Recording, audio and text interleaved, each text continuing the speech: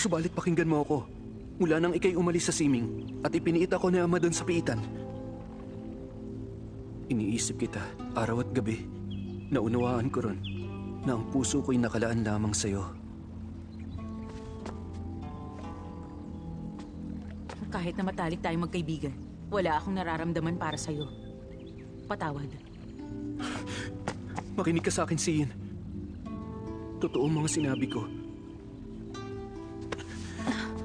Nais kong ibalik yung mga dati nating ginagawa. Yung umiinom tayo, laging masaya, nagkukwentuhan. Ngunit prinsipe ka ng tribo ng kaluluwa. Buti pa, dun ka na sa silid ng panauhin. Magsisimula na kasing dumilim. Ihahatid kita bukas sa paanan ng bundok. Hindi ako nagtungo rito sa malayo para lang marinig yan mula sa'yo.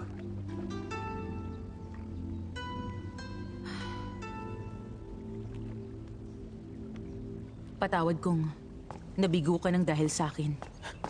Tribo ng kaluluwa! Bakit ka nasa bundok, Kunlun? Tumabi ka. 17.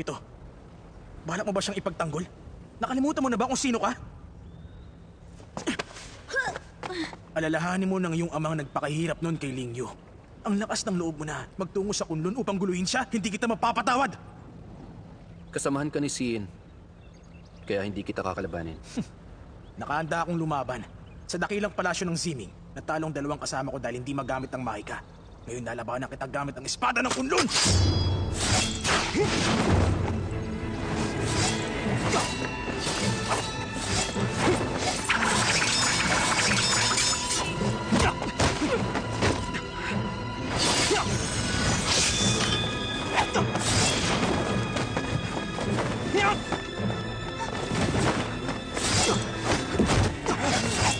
Wag! Diefong! Tama na! Kapag di ko siya tinuruan ng leksyon, babalik siya sa Kunlun upang uli kang guluhin! Diefong! Kinakampihan mo rin ba siya? Pabayaan mo na siya. Nakalimutan mo na ba noong ipinahiya ka ng kanyang ama? Sa dakilang palasyo ng Ziming, siyang tumulong sa amin. Isa pa, kung di ako humingi ng tawad sa guro, matagal na ako nagpakamatay. Nung araw na umalis kami, kundi sa pangangalaga niya kay 17, tsak na, patay na rin siya. Totoo ba yan? Ngunit prinsipe siya ng tribo ng kaluluwa. Tandaan mo, ama niya ang unang dumukod sa'yo. Umalis ka na rito! Siyin, maghintay ka. Babalikan kita. Umalis ka na! Tama na! Diefong! Silan! Diefong! Sundan mo! Sige! Diefong! Pabayaan mo na siya. Kayong bahala!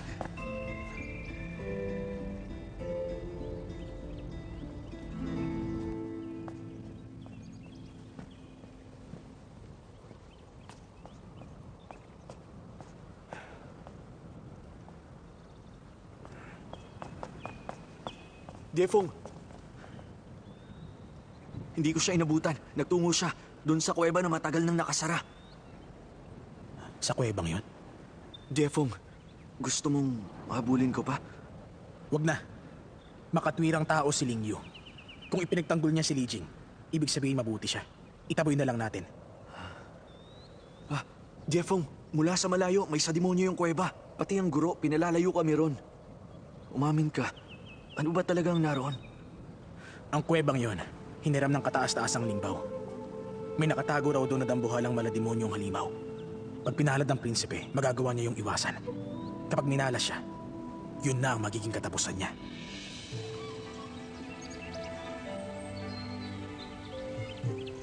Dakilang immortal, mukhang masaya ka dahil niyaya mo ako sa paanan ng bundok. Wala akong gagawin ngayon kaya gusto kitang ipasyal. Ang balita ko kanina raw, may nilabanan si Diefong. Prinsipe daw pala yung kalaban niya. Araw-araw kang nag-aaral, pagbalik mo galing sa daigdig ng kaluluwa. Hindi kaya totoo nga na mag-aaklas sila? Bakit bigla mong naitanong? Nung nakatira pa ako noon sa lungga ni Chen-Chen, narinig kong nababanggit niya yun minsan. Ang Panginoon daw ng kaluluwa nais mag-aklas, kaya napipinto na ang digmaan. Totoo yan. Subalit hindi sila magwawagi. Sapat na ang hukbo ng guro para talunin sila. Hukbo? Sino yan? Makalangit na kinatawan. Saan ka galing, munting halimaw? Alam mo bang nasa bundok Kunlun ka? Sumama ka sa akin, iligtas mo ang ikalawang prinsipe. Sino, si Li Jing? Hmm. Sasama ako sa'yo. Dakilang immortal Sein!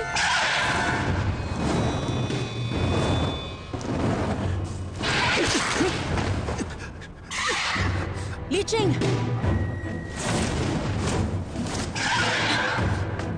Li Jing, tayo na!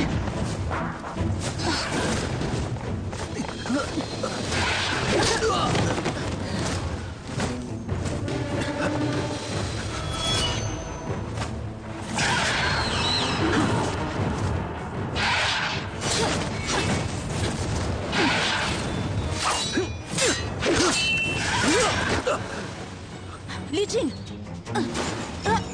Kadakilaan, ayos lang po kayo.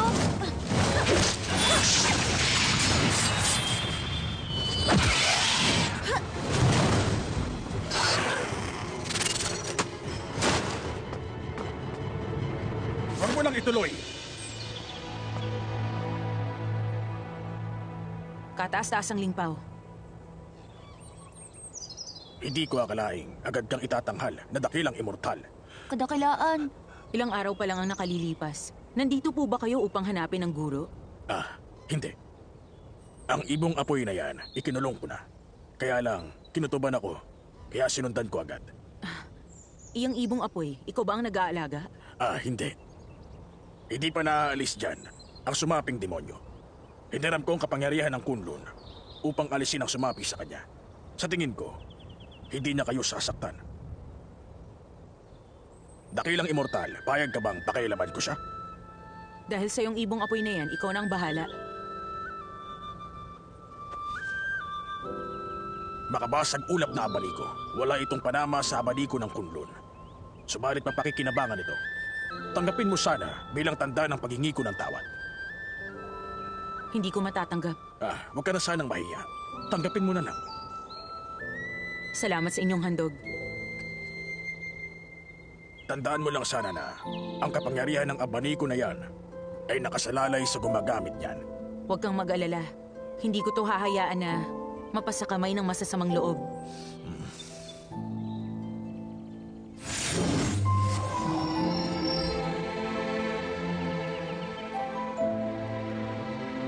Paalam na sa'yo.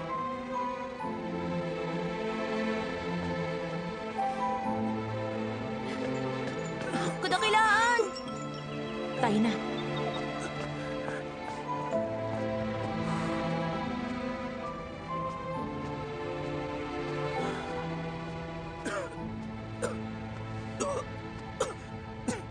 Gising ka na pala.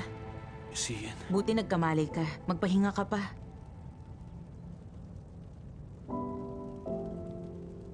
Salamat. Niligtas mo ako mula sa ibong apoy. Niligtas ba kita? Nakatulala lang ako. Hindi ko akalain na 2 beses mo akong ililigtas ngayon.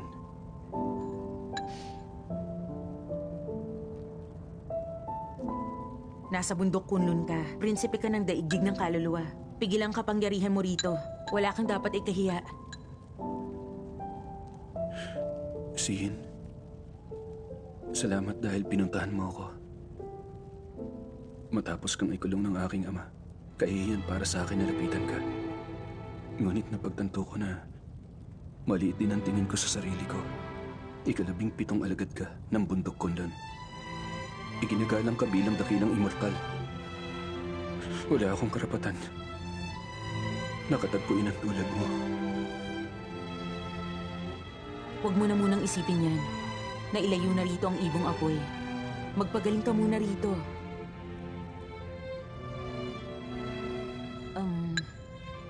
Kukuha pa ako ng maligamgam na tubig. Sein, paano kung nais kitang makita ulit? Makita uli? Ituro mo sa akin ang daan papasok sa bundok Kunlun.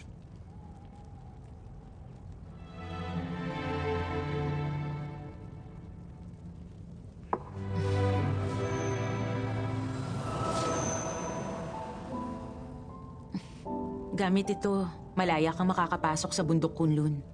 Siya nga pala, walang nakakaalam dito na babae ako. Kaya, ingatan mo ang lihim ko. Wala na sanang makaalam.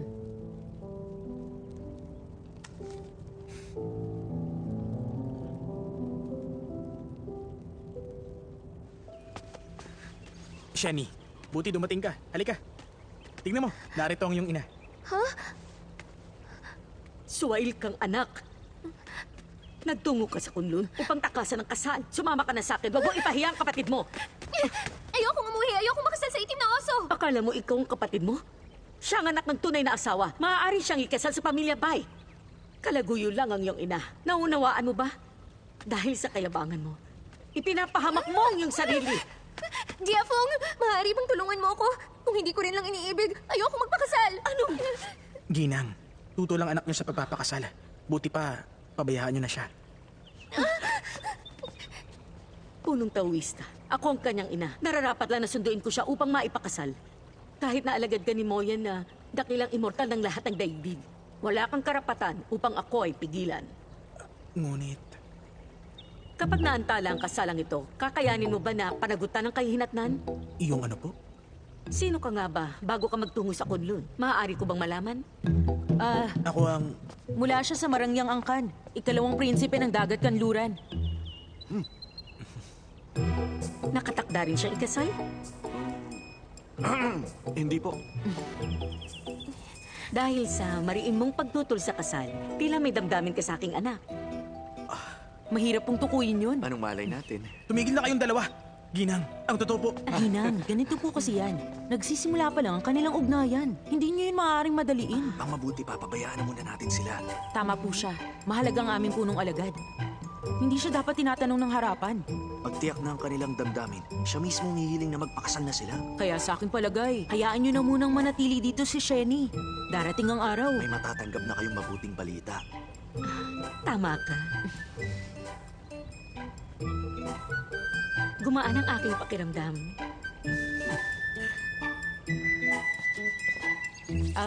Mag-iingat po kayo. Ingat po kayo. Mag-iingat kayo.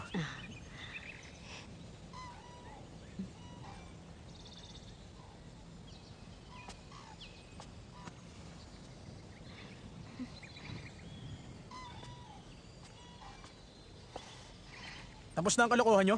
Ito ang hinihingi ng pagkakataon. Tama siya. Sheni, huwag mo yung didibdibin. Wala akong damdamin para sa'yo. Nagbibiro lang sila. Hindi ko naman iniisip yun. Ako na ang humihingi ng paumanhin. Bilang punong alagad, bakit ako magpapakasal? Sa kalagitnaan ng aming pagsasanay, babalik din ako sa Dagat Kanluran. Bilang ikalawang prinsipe, itinakda na rin ang aking pagpapakasal. Bakit kailangan ninyo akong ipahiya? Dala nga lang ng pangangailangan kaya namin nagawa yun. Oo nga naman, Diefong. Huwag ka na magalit. Alam namin na hindi mo naman mahal si Sheni. Alam din namin sa katayuan mo, nakatakda ka ng ikasal. Tama na. Bumalik na kayo sa pag-aaral. Sige, paalam.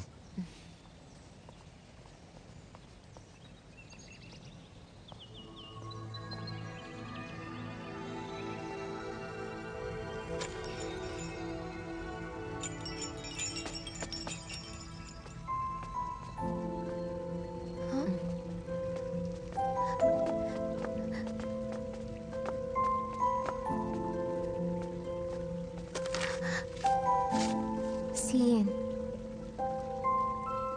Hangad kong mapangiti ka. Kaya bago lumisan, narito ang isang tula. Laman nito ang dalawang pangako. Nagbigay ako ng anting-anting upang makapagpaalam siya paggaling niya. Bakit nagsulat pa siya ng madaming tula? Sin, mula ba yan sa ikalawang prinsipe ng tribo ng kaluluwa? Hindi natin nababatid kung tayo ay iibig. Sandali. Sa pagkakataong ito na ang ating... Walang kwenta.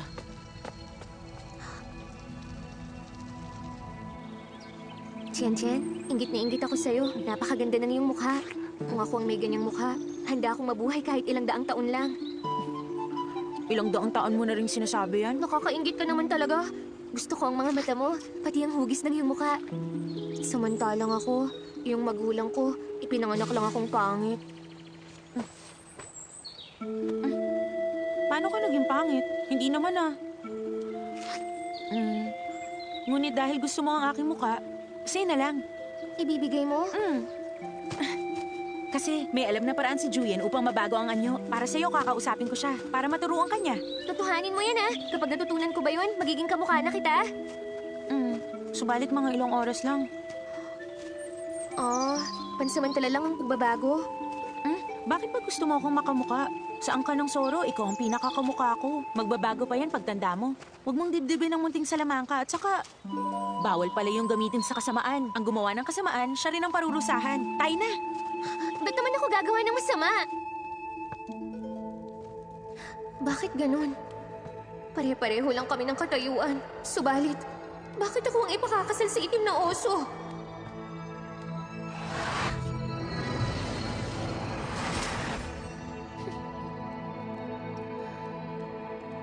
Sin, ang tula ko ngay'y lubhang matamdamin. Ako sana'y unawain. Ako'y magkukunwari na lang o sa alak. Dahil awitin man, walang hatid na galak.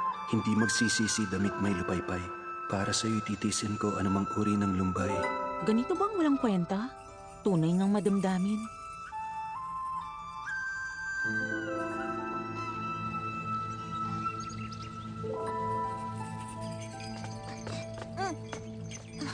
May aralin ako ngayon, paraanin mo ko. Sige, akin na to, umalis ka na. Magkita tayo sa kabilang buhay. Magpapatiwakal ba siya? Liching! Liching! Liching!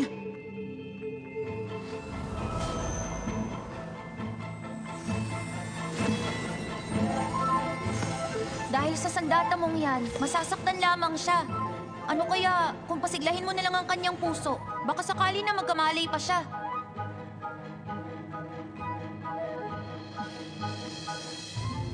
Liching, kung ikaw ay gigising, mangangako ako.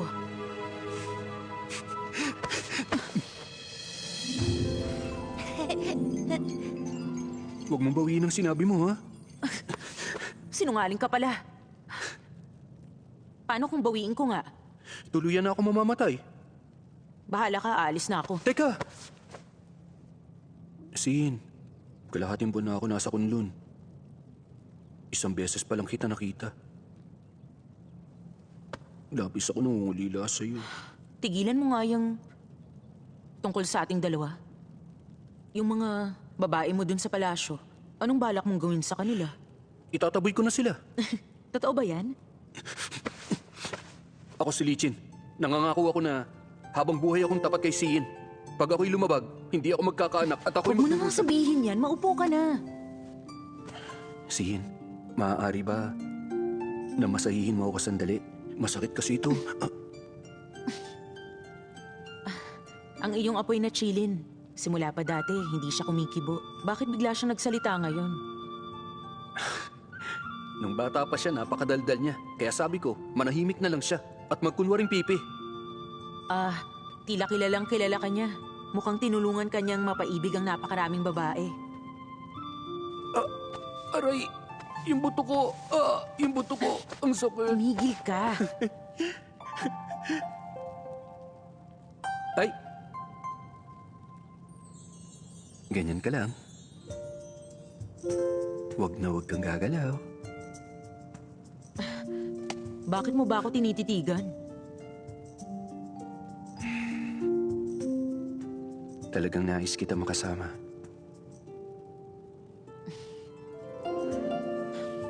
Ikaw, ano bang kalokohan yung nasa isip mo buong araw? Umiiwas ka na naman. Ayaw kitang kausap. Alagad ako ng bundok Kunlun. Wala akong panahon sa mga panggugulo mo. Ngunit, Ayaw kitang kausap. Aalis na ako. Manatili ka na lang dito. Huwag kang magpapakita sa iba.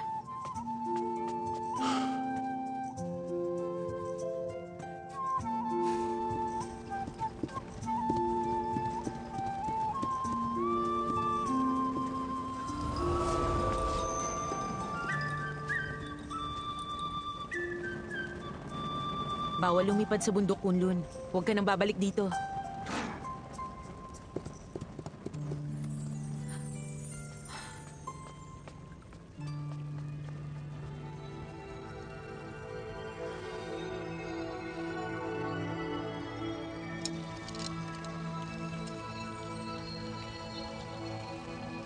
Ang guro at ang batingaw ng Dongwang, hindi nila yung gaano pinag-uusapan. Hindi bali na. Hintayin ko na lang na makalabas ang guro. Sien, lagi kang nawawala matapos ang aralin mo. Hindi kita mahanap. Meron ka bang ibang pinagkakaabalahan? Wala naman. Si Diefong, tinutulungan ko lang pakainin ng mga tagak. Alam ko naman na iniiwasan mo ko, katulad ni Diefong. Hindi kita iniiwasan. Kung ganun, bakit ka nagsisinungaling? Si Sheila nang nagpapakain sa mga ibong tagak.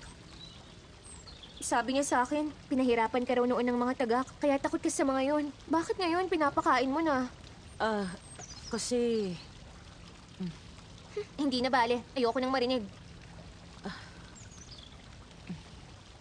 Aaminin ko, nakipagkita ako sa kaibigan ko. Kaibigan? Yung nagpadala ng tula ng pag-ibig? Hindi yung tula ng pag-ibig. Nagkakamali ka. Kung ganun, maaari ba akong sumama? Sasama ka ron? Kaibigan ko rin ang iyong kaibigan. Nais ko rin siyang makilala. Hindi pang karaniwan ang katauhan nun. Alam kong wala kang tiwala sa akin. Baka ipahiya lang kita dahil mababang uri lang ako. Sige, tama na. Sumama ka na lang sa akin.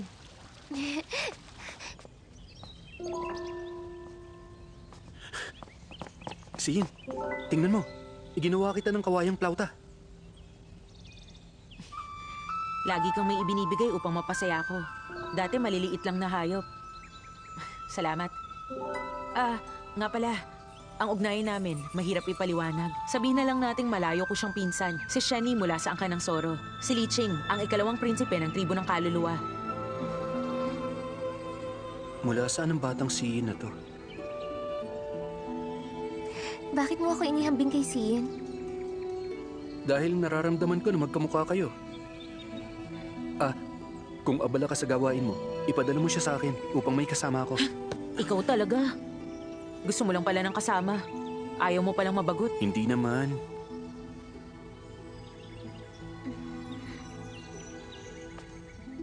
Halika. Abala ka sa susunod na araw? Hindi naman sa ganun. Nais ko lang malaman mong babalik na ang guro ko, kaya hindi na kita madadalaw. Uuwi ka na ba upang magpakasaya? Hindi na ako babalik ron. Iniwan ko na ang magaganda ron. Mula ngayon, hihintayin kita sa bundok Kundan.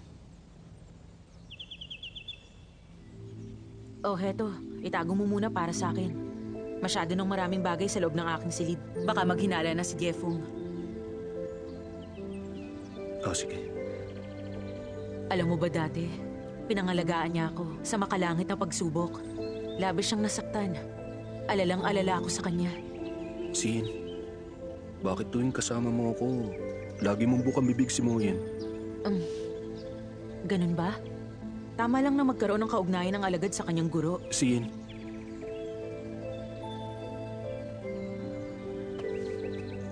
bihira kang bumaba ng bundok. May kasama ka pa. Hindi na kita nakausap ng sarilinan. Nakatingin sa atin si Shani. Shani, mga tagak ba yung humuhuni? Oo yata. Kailangan ko na palang umalis. Ngunit kararating mo lang. Oo nga, nag-iingat ang mga kasama kong alagad. Kung nababagot ka na rito, mamasyal ka na lang muna. Mamasyal? Pag dumating ang guro mo, sasaktan niya uli ako. Kung ayaw mong masaktan, mag-iingat ka na lang. Kailangan ko na talagang umalis. Tayo na, Shani.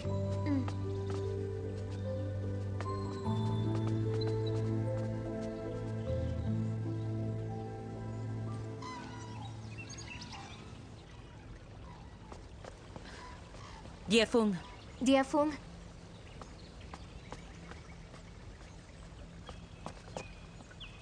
Napakabait mo yata ngayon. Maaga kang bumalik. narinig ko ang mga taga kaya akala ko bumalik na ang guro. Hindi ko naman alam na nakikipaglaro lang pala si Tsilan. Hindi bale. Sasabihin ko sa guro na tapat ka sa iyong sinumpaan. Di yun ang nais kong mangyari.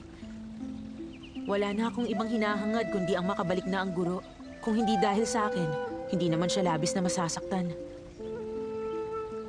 Bumalik na tayo sa bulwagan. Iniwan mo pala ako dahil Akala mo nakabalik na si Moyen.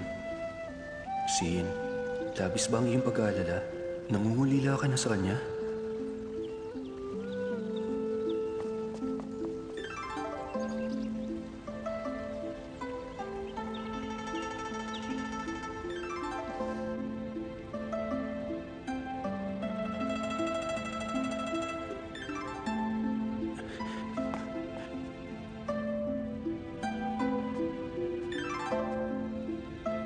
Shani?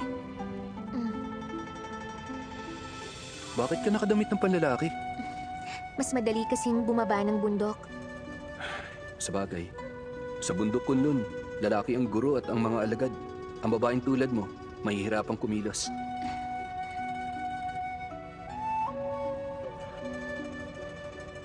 Ang totoo niyan, akala ko ikaw nasisihin.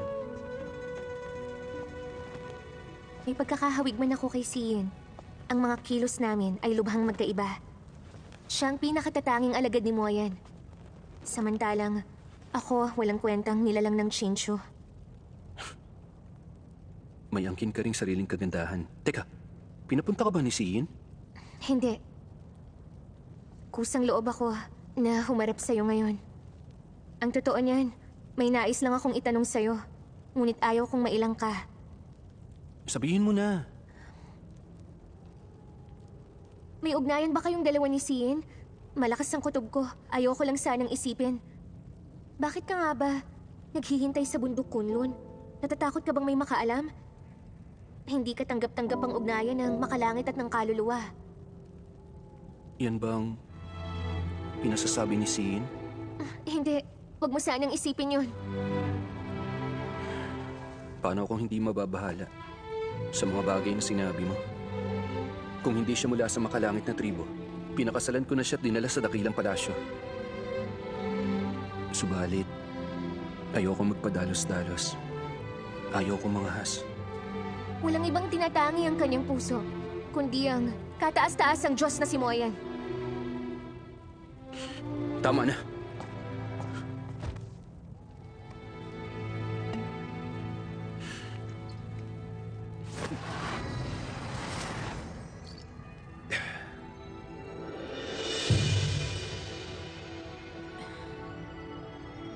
Kamahalan.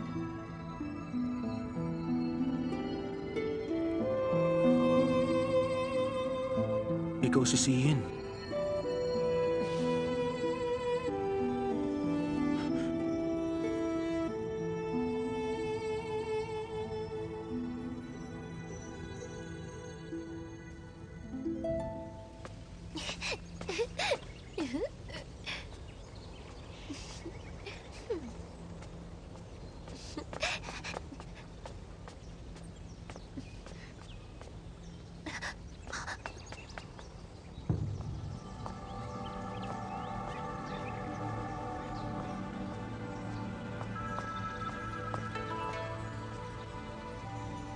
Labing-pito. Lumabas ka na. Diafong, Shweni? Bakit suot mong damit ni Siyin? namasyal kasi ako sa paanan ng bundok. Kung nakadamit pang babae ako, mas madali akong mapapansin. Kaya, ninakaw ko ang damit ni Siyin. Pag nakatalikod, kamukha mo siya. Aalis na ako. Kung wala ka nang sasabihin, maiwan na kita. O, sige.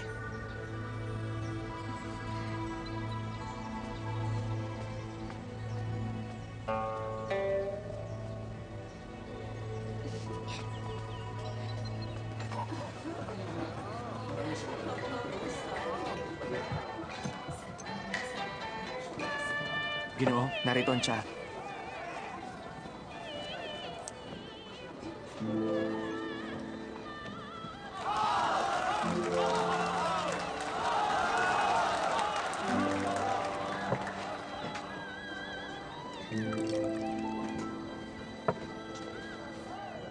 Salamat.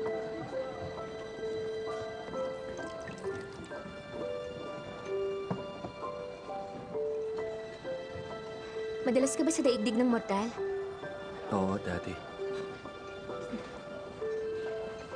Sabi mo para kay Siyin, tinalikuran mo na yung magaganda sa dakilang palasyo ng Ziming.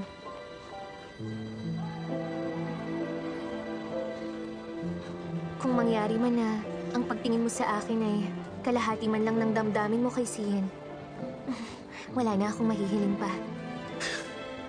Shani, nung gabing yun, mali ang aking ginawa. Hindi lang mali para kay Siyan, kundi para sa'yo rin. Kung nais mong kalimutan ko yun, yun ang gagawin ko. Iisipin kong di nangyari yun. Huwag mong sisihin ang iyong sarili. Kusang loob naman akong pumayag.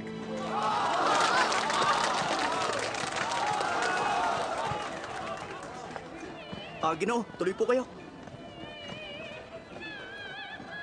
Siyan, May hinihintay ka pa bang iba?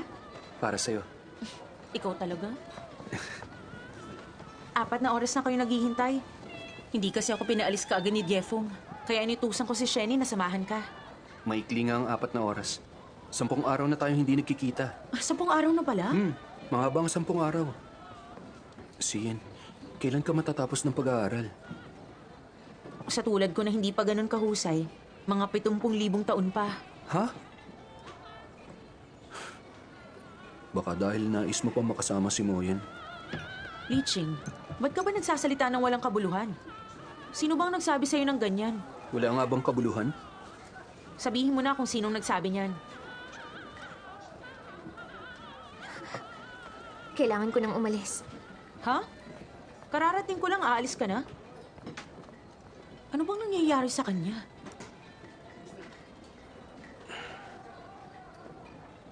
May ginawa ka ba sa kanya? Ha? Hindi ko yun magagawa.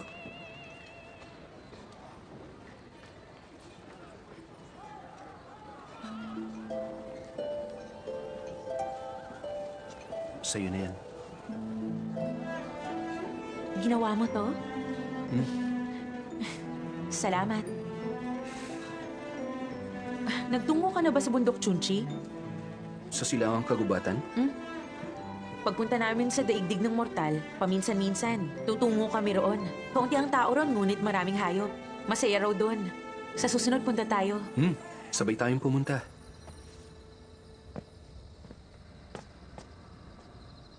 Anong sabi mo? Nalalapit na ang digmaan. Nawawala pa rin si Li Jing. Ganun na nga. Sa aking palagay, nagtungo siya dun sa... Ituloy mo. Nagtungo siya sa bundok Kunlun. Bundok Kunlun. Nung nasa palasyo pa si Li Jing, nakikipagtagpo siya sa kinatawan na Siyin ang pangalan. Ayon sa pagkakakilala ko sa kanya, sa aking palagay, sumama siya sa kinatawan na yon.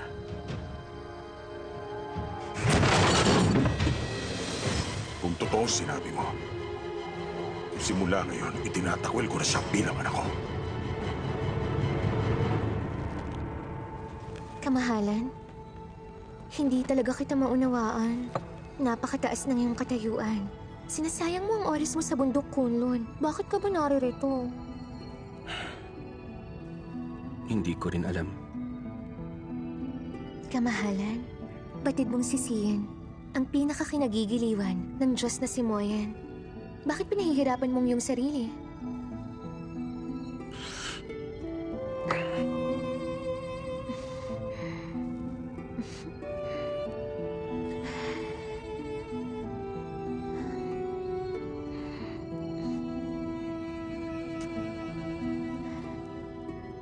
Nababagabag ka dahil bahagi pa rin siya ng makalangit na tribo. Wala akong kaugnayan doon, kaya handa akong sundan ka sa inyong tribo.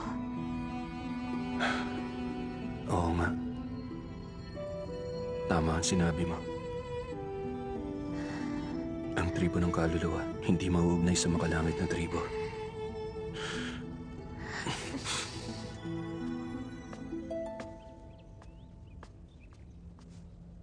Ang tagal nang nag-iisa ng guro. Kailan ba talaga siya makakalabas? Pai Chen, nagpasya na ako. Nasabihin sa'yo ang tungkol dito. Nakita ko ang ikalawang prinsipe ng daigdig ng kaluluwa. Nagkakamabutihan kami. Kahit na Wala pang katiyakan. Napaibig na niya ako. Subalit ngayon, lulusob ang tribo ng kaluluwa. At buong tapang nahahamunin ng digmaan ang makalangit na tribo. Siya at ako ay... 17. Diafong, Noong napuruhan ko nun si Lijing, sabi mo maras ako. Dapat pinatay ko na siya. Dahil hindi kanya madukot, dinukot niya si Xueni. ano ulit ang tinuran mo? Magkahawak kami sila. Nakita ko kanina pagbaba ko ng bundok. Malapit sila sa isa't isa. Subalit ang aking ipinagtataka, si Xueni ay isang immortal. Si Lijing magaspang ang pag-uugali. Paano sila nagkaroon ng ugnayan? 17!